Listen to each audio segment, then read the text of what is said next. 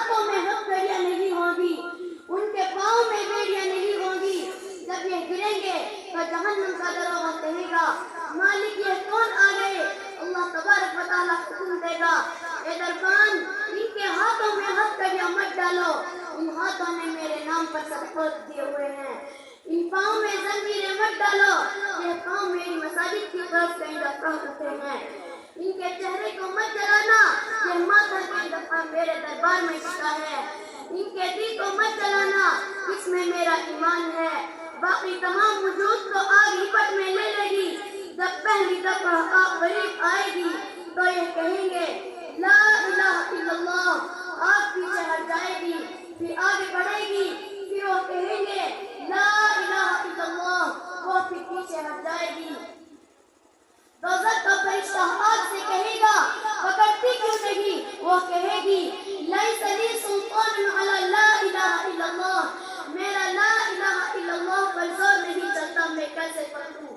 وہ کہے گا اچھا چلو اب پکڑو۔ جب چوتھی مرتبہ لا الہ الا اللہ کہنے لگیں گے تو اللہ تبارک و تعالیٰ ان کی زبان بند کر دے گا، بول نہیں سکیں گے۔ اللہ تبارک و تعالیٰ فرمائے گا اگر تم دنیا میں اس کلمے کی لحاظ رکھتے تو آج یہ آگ تمہیں کچھ نہیں کہہ سکتی تھی، مگر تم نے تو میرے کلمے کی عزت کو پارا پارا کیا ہے، اس لیے آج اس کی سزا تمہیں چکھنی ہی پڑے گی۔ یہ امت جہنم میں جائے گی بھی تو اتنی رعایتوں کے ساتھ۔ میرے بھائیوں اور بہنوں، ہم توبہ کریں اپنے مالک کے سامنے، اپنے آپ کو پیش کرتے۔ توبہ ہے کیا؟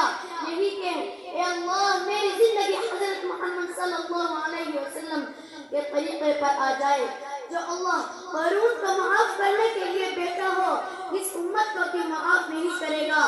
بادشاہوں کے دربار تو رات کو بند ہوتے ہیں، مگر ہمارے رب کا دربار تہجد میں بطور خاص کھلتا ہے۔ آمین وآخر دعوانا ان الحمدللہ رب العالمین۔